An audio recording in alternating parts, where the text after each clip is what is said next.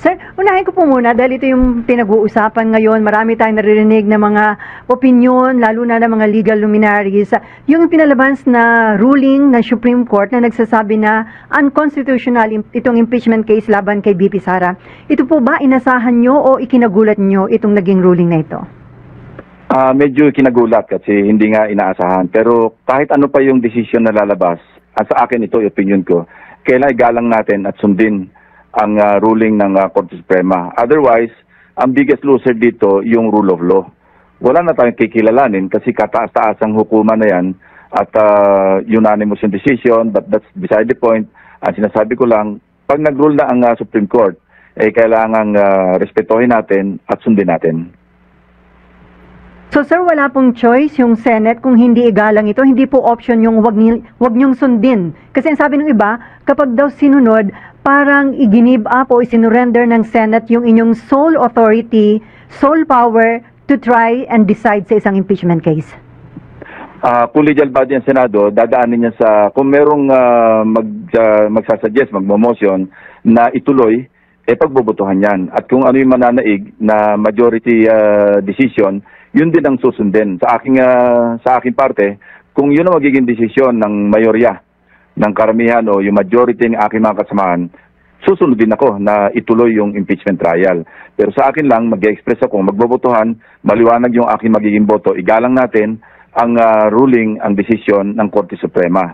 Ang sinasabing mga contrary opinion ng mga legal observers, at ito'y sinasang-ayunan ko, hindi ko sinasabing talagang okay, susundin, pero hindi naman ibig sabihin nun naniniwala o pumapanig ka o kaya parang nag-agree ka doon sa desisyon. Ang napansin ko lang doon kasi parang effectively parang naamyendahan yung isang provision ng ating konstitusyon, particularly yung paragraph 4, section 3 noong article 11. Kasi dalawa yung mode ng kung saan pwedeng i-transmit yung impeachment complaint, yung verified impeachment complaint papuntang Senado ng lower house, ng House of Representatives. Ang una, yun yung idadaan ka po sa proseso, may due process, kasi na-refer ito sa Committee on Justice, kasi hindi naman lahat, at least kulang sa 1/3 ng members ng House, hindi pa o gustong makita yung mga ebidensya doon sa complaint, sa impeachment complaint. So dadaanin ito sa isang pagdinig ng Committee on Justice. At bago pag dinala sa plenaryo, doon ngayon madidetermina kung makakakuha ng at least 1/3 na boto doon sa members ng Senado. Ang pangalawa, ito yung walang due process na kung saan yung verified complaint inendorso na o ipinal na ng at least 1/3 ng mga membro ng House of Representatives.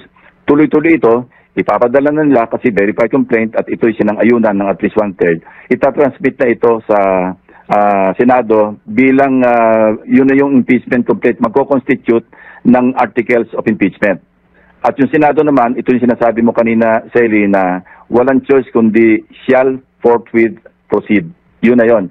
Yung ruling na nabasa natin, at base na rin ito sa advice ng mga kakilala natin mga abogado, na-waive yung due process pagdating doon sa second mode sa paragraph 4 na hindi kailangan yung tinatawag na due process na sinasabi doon sa decision.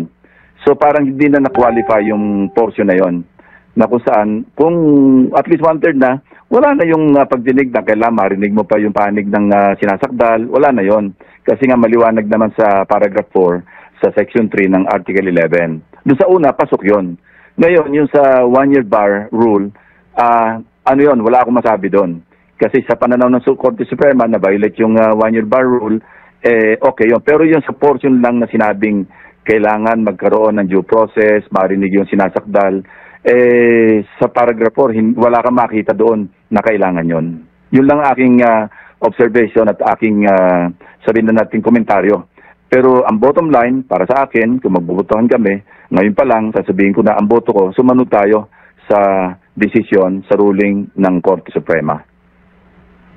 So sir, doon sa ginawang parang amendments nila, parang nagdagdag sila ng requirements, parang mas matiyak yung due process. Sabi ng iba, kasi impeachable official din yung mga Supreme Court justices, kaya baka naglagay sila ng gano'n na ganito ang dapat daanan bago maghahain ng impeachment case sa Senate?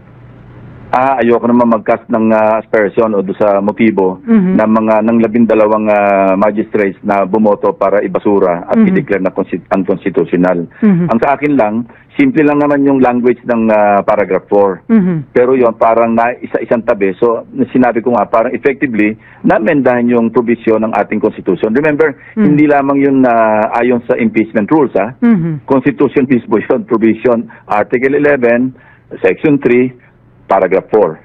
No? Mhm. Na kung saan hindi kailangan, hindi nire-require yung due process. Kasi nga, antemano, yung verified complaint, ipinail ng at least one-third One-third, ng House members at yun ay magko-constitute ng articles of impeachment. Mhm. Hindi na ito dadaan pa sa sinasabi ng Korte Suprema na due process. Mhm. Doon sa unang mode, totoo yun kasi kailangan refer ito sa Committee on Justice, Mhm. magkakaroon ng pagdinig, at doon maridinig, doon magkakaroon ng due process.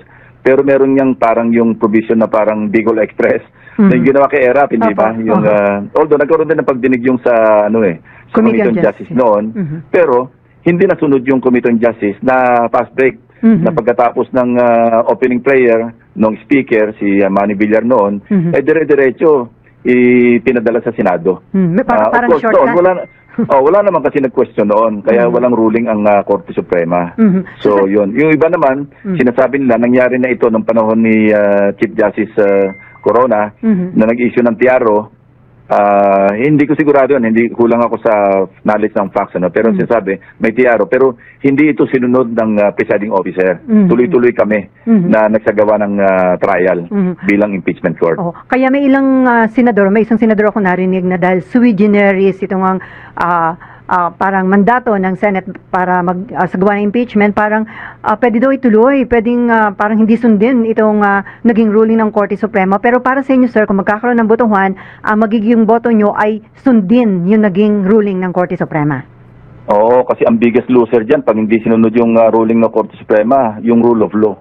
Kasi kada na lang ba magkaroon ng ruling ng Korte Suprema, hindi natin susundin.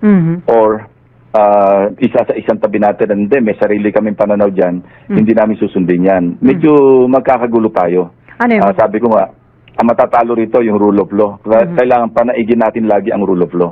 So sir, kung inaksyon na agad ito ng Senate nung ma-file noong February, ngayong tapos na itong impeachment sana kay VP Sara, ano po? So parang magiging moot and academic na itong naging ruling ng Supreme Court kung ngayon. Yeah. Oo, hindsight yon. Kung naituloy ka agad, pwedeng na iba yung ruling ng Korte Suprema kasi nga, parang paano nila pipigilan kung may nag-acquire ng jurisdiction, nagsimula na yung trial. Kasi sinasabi, walang jurisdiction ang Senado dahil nga constitutionally infirm yung ginawa ng House of Representatives. So ano to, dapat lesson learned from the House na make sure na dumaan sa tamang proseso para hindi natin technical ng ganito, sir.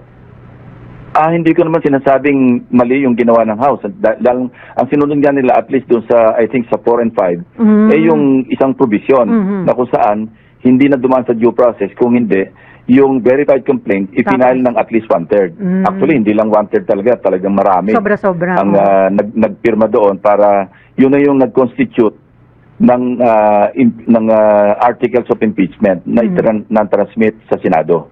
So, sir, Ngayon, yung usaping one-year bar rule, ibang usapin yon. Ang sinasabi ko lamang, dapat na-limit na lang doon sa one-year bar rule, hindi na nagkaroon pa ng parang kinwalify na wala nang sinusunod na yung sa provision na kung saan hindi naman kailangan, nowhere in that provision under paragraph 4 na merong due process na tinatawag na kailangan madinig yung panig ng nasasakdal. Walang ganun eh. Maliwanag lang yun eh.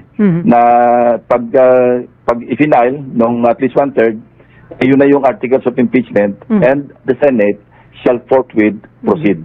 Wala nang ibang qualification na maski hindi duman sa Committee on Justice, kailangan madinig pa rin. Walang ganun. So sir, ikinukonsider, pinag-aaralan ng Kamara yung mag-file ng motion for reconsideration, the mere fact na unanimous po yung boto ng mga Supreme Court Justices doon sa naging ruling, yung ganun po ba, may chance pang ma-reverse o malabo na po yun? Karapatan naman ng House na mag-submit o mag-appeal o mag-submit ng motion for reconsideration. Kaya lang, yun nga, basit sa ating experience din, di ba, sa mga nakaraang mga sa kasaysayan, kapag unanimous, medyo masikip. Mhm. Very tight yung chance na baliktarin pa nung lahat ng bumoto ang sarili nila. Mhm. And then, meron ditong patanong si Del Nazario ng Manila Bulletin. Reaction